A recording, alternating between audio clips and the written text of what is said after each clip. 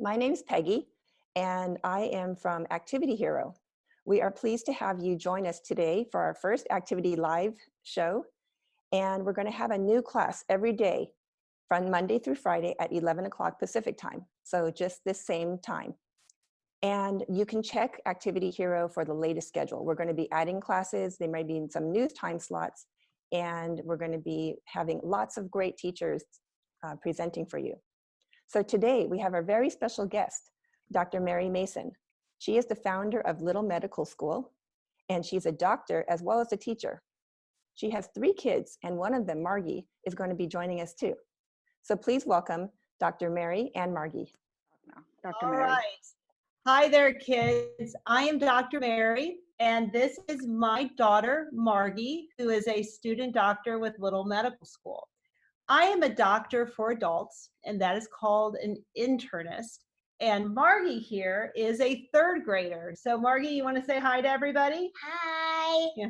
So we're going to talk to you today about coronavirus, and we're going to give you some basic facts. We're going to actually try to talk about some questions that you may be having, and we're going to show you some things that you can do to really help with this whole public health emergency and what you can do to stop spreading the disease. And this is a great way to do your part. So Margie, you are in 3rd grade. How old are you?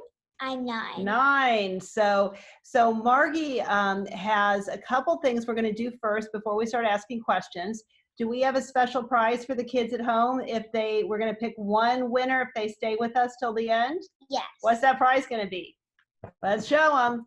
This is our little veterinarian kit, and it has a doggie, and we use this as a patient, and we also have a stethoscope. So we will be picking one kid randomly at the end to win this prize. So that's pretty exciting, right? Mm-hmm. And actually, Margie, because we use stuffed animals in our classes, Margie brought her own patient today, didn't you? Mm-hmm. You want to show them? What's your panda's name? Oreo. Oreo. All right. So Margie, let me ask you this. There's a lot of stuff you're seeing on TV and you're seeing it in classroom. What kind of questions do you have about coronavirus and what's going on?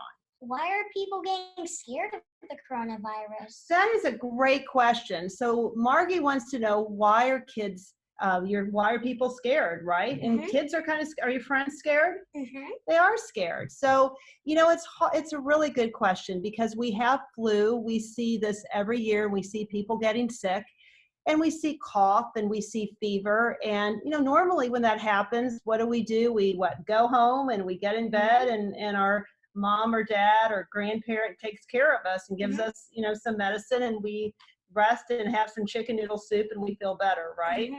Well, the problem with coronavirus, and you'll hear sometimes it's called COVID-19, that is basically, it's something that is new. It's something that we have never seen before. And it looks like it came from animals in China. Some people think bats or snakes or pangolins, and then came to humans. So this is something we have never seen before.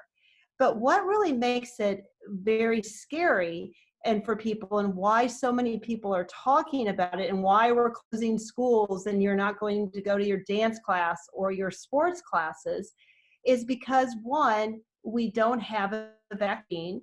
We don't know what's going to happen with it, how fast it's going to spread. And we also don't have any medications that we know for sure work right now, which is very different than the flu. However, and I know you had some question about kids, right? What was your question? Can kids get coronavirus? Kids can get coronavirus. And this is, and honestly, there's a whole set of coronaviruses that are just common colds. But the one we're talking about, the COVID-19 that everybody's talking about today, kids do get it. However, the really good news here is the majority of kids have a very mild illness. That means what? You can have a fever, you may have a cough, you may have a little bit of an ache, or you could be fatigued.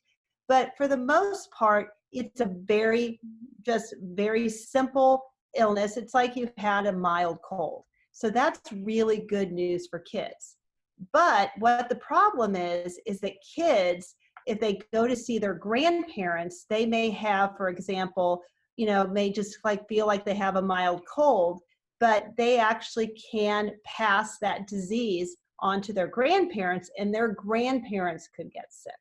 So that's why we are very concerned about it. So you know what, Margie? I think we should do some little medical school words of the day. What do you think? All right, Peggy, why don't you put up my slides? And one of the things we like to do in our mini medical school classes that we teach, we like to do words of the day. And so let's see here. All right, respiratory. So can everybody see that screen with respiratory? Okay, everybody sees that? So respiratory is a word that relates to breathing air in and out of the lungs. So respiratory has to do with your lungs. And one of the things that we've talked about is that coronavirus can get into your lungs, especially in older people and people who may have some underlying sickness, and that can make them feel bad. So respiratory. Margie, can you say respiratory with me? Respiratory. Okay, let's do the next word. Virus. So a virus is a tiny germ that can infect living organisms and cause disease. So an organism, in this case, is you and me. So people. So that what we see with this coronavirus is that it's a germ that's coming in and it's infecting our bodies and it's making people sick. Can you say virus, Margie? Virus. Very good. Can everyone at home say that? Let's everybody repeat after me and Margie. Virus. Okay. Virus. Let's do the next word. Contagious. So contagious means that you're spreading sickness from one person, or in this case, an animal, to another. So that means that when you're contagious, and let's say contagious. Contagious. Can everybody say that with us? Contagious. That means that you have the germ, you have the coronavirus, and that when you cough or when you sneeze, you can actually transmit it to somebody else. We also think that it can also be contagious and spread when it's actually on a surface that somebody who is sick touched. And if it's not cleaned off, somebody else could touch it, put it up to their hands, their nose, their eyes, and then they can get sick. So that's the word contagious. Let's do the next word, exposure. Margie, can you say exposure? Exposure. So everybody at home, exposure. So exposure means that you actually have come in contact with these germs causing the illness. Okay? Next word, complications. So Margie, say complications. Complications. So complications is the result of the disease or the virus. It's something that happens to your body after you get it. So in this case, a complication could be, and Peggy, we're going to look at that next slide, it could be pneumonia. So everybody say pneumonia. Pneumonia. Can you say pneumonia? Pneumonia. It's kind of hard to say, isn't it? So pneumonia that we hear a lot about, and a lot of people you hear older people and even younger people getting pneumonias just, anytime. We see this in a regular time, not even without coronavirus. There's a lot of different germs that can cause pneumonia, but pneumonia in this case is an inflammation, or the lungs are getting all swollen up and involved, and that can be from the coronavirus. So we're going to do 3 more words. I know these are a lot of words, but I think these are really important for you to understand because you're hearing them on the news and you might hear your parents talk about them. You think we should do 3 more words, Margie? All right, let's go to the next word, diagnostic. Margie, can you say diagnostic? Diagnostic. Kids, let's say that at home, diagnostic. Diagnostic. So this means how we're figuring out how to test for if the virus is in your body or not.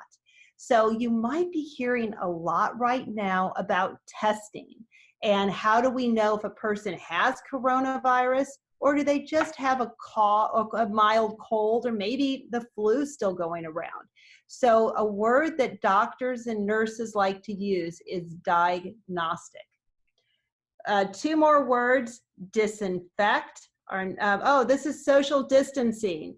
So that is a word that we're hearing a lot about, of staying apart.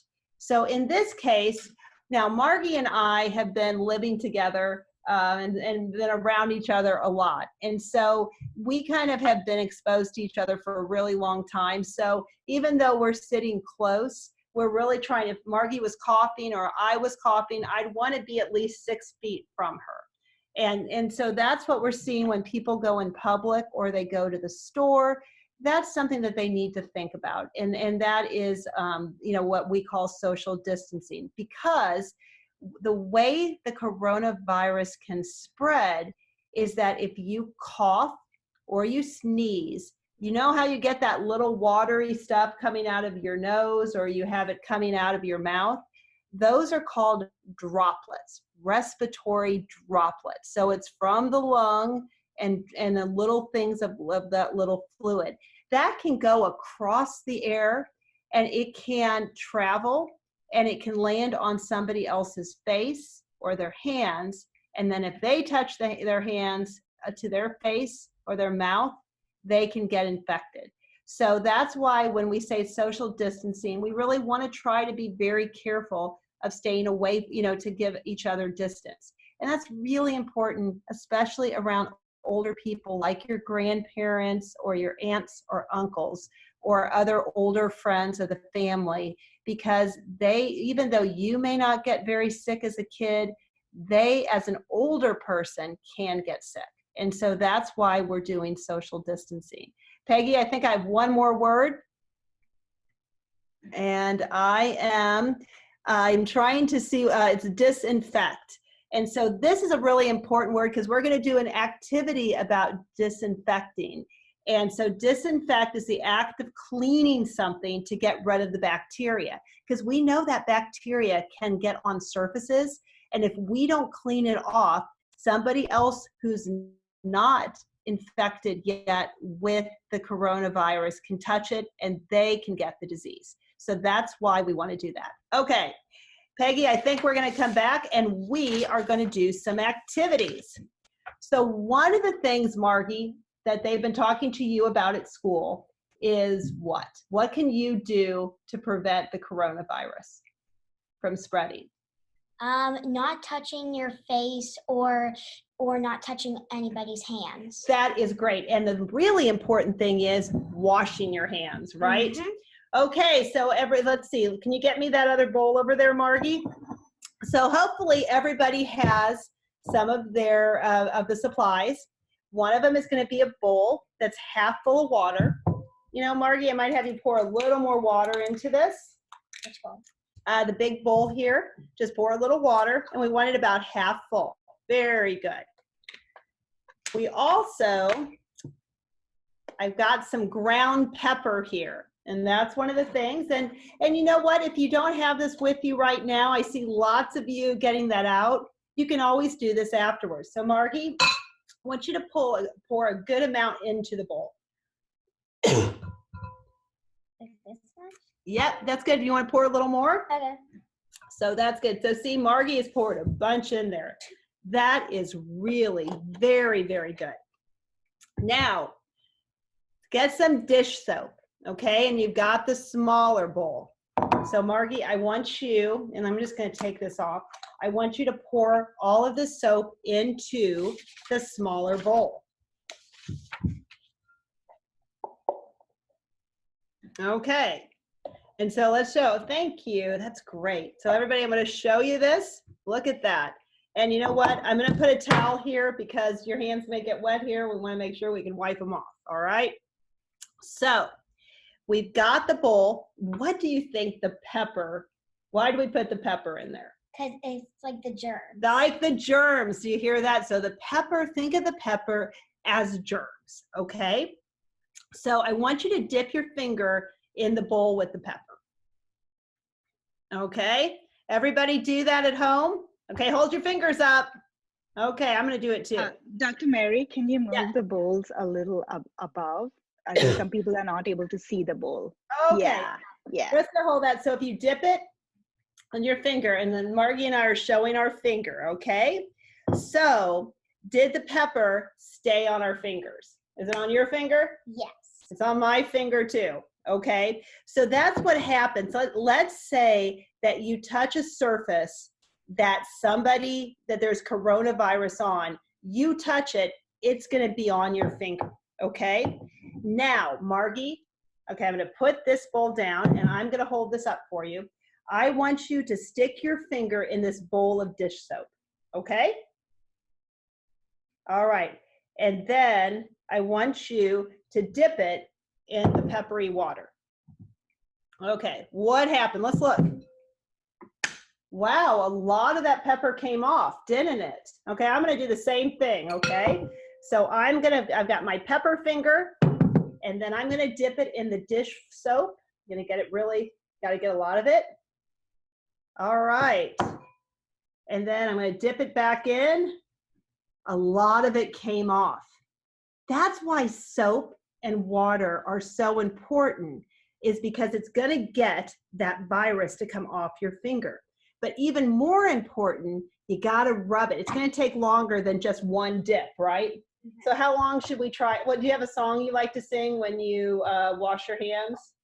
You could like sing happy birthday Happy twice. birthday, I love that. Okay, so that's what we're gonna practice doing. So, and I know that we don't have sinks in front of us, but I am gonna wipe my hands off here and this, but let's practice washing our hands. So the one thing that's really good to know, and I have some soap here. You wanna open this up? Let's see. Any bar of soap, actually, soap and water is really, there's nothing magical about the type of soap you need to use. So, but just having a really good soap. So Margie, I'm gonna have you take this. The really important thing when you wash your hands is you wanna really get that soap. So Margie, let's get your hands up. Okay, so you get the soap. Let's pretend we have the water going, right? We're gonna rub it and get it all over that front of our hands. So then see how, Margie, that's great. You wanna get it on the back side of your hands too, okay? And think about this. This is how surgeons scrub on a regular, when they're about to go into surgery. You wanna get all those germs off. It's also good to go between, let's go between all the fingers, and you wanna rub it, and think about, I guess I should have you sing happy birthday, but 20 seconds is really that's good, yeah. You could sing it twice. If you sing it twice, but 20 seconds is really what you need to do. And that is really gonna make a huge difference to get all of those germs off your hands. And just think about that pepper, just how much that soap got that pepper or those germs off your hands.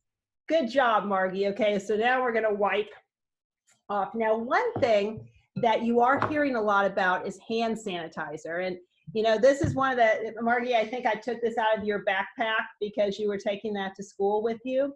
So one of the things is hand sanitizer is another, a lot of people are looking for it right now in the stores, but it is the same. Even though soap and water is great, if you don't have hand sanitizer, if you do see hand sanitizer, and Margie, I'm going to give you a little bit too. When you use hand sanitizer, I want you to rub your hands front, back, just like we did scrubbing. Is everybody, I see, oh my gosh, I see so many good people, good techniques out there of people doing this. You want to rub the hand sanitizer till it dries. And even through your fingers. Through your fingers, you are absolutely right. So that's going to give you a really good way to get all those germs off. Now, I've been telling you this for a while, but one thing that I think is really important is to wash your hands before you eat, after you eat, after the restroom, and you want to do this anytime you're out. If you happen to go to the grocery store and touch the cart, whatever, you want to wash your hands many times a day. And that is really, really important. All right. Do you feel like you know how to wash your hands? Okay. So let's move to a new activity. And so one of the things that we really want to do is one of those words that we talked about was disinfect. And that's really how we're getting germs off of different items around the house. So Margie, I am going to give you a piece of paper and I'm going to give you a pen. So everybody get their piece of paper and their pen out. Okay, everybody have that? And what I want you to do, and let's kind of brainstorm here. And I see a lot of you have other people with you in the room, and you can talk if you want to with them, or you can just shout out things if you want and write them on your piece of paper. But let's think about things that are around the house that get, or are out in your school or your classroom, things that get touched a lot that could have germs on them. So what are some things common around the house that we would want to disinfect? So Margie, I see you writing. So what are you thinking? Supplies. Supplies. Okay, so anything you touch. So even your pens, your pencils, things like that, anything you're touching, if you're doing scissors and you're sharing them with someone else, good thing to disinfect. I'm going to throw one out. Maybe doorknobs. All right, a really good one, I think. And then let's think of some other things that we might want to do. What are some things in the kitchen? I would think the sink. The faucet at the sink. Think about how many people in your house may be doing that faucet, touching that faucet. Also think about the bathroom. Maybe when you flush the toilet, that's a really good one. Let's think, I'm even looking around here at our house. I'm thinking light switch. That would be, you're right. And you got a really good list going. So those are some things to really think about of things you need to do. Now, one of the ones that I think is really important are phones. How many times do you grab your phone or your sister or brother's phone or your mom or dad's phone? These can actually can get a lot of germs on them, right? Do you ever grab my phone, Margie, to use it? So one of the things too, I think it's really important, and I'll tell you another one is computers. Computer to keyboards is another really good one to think about.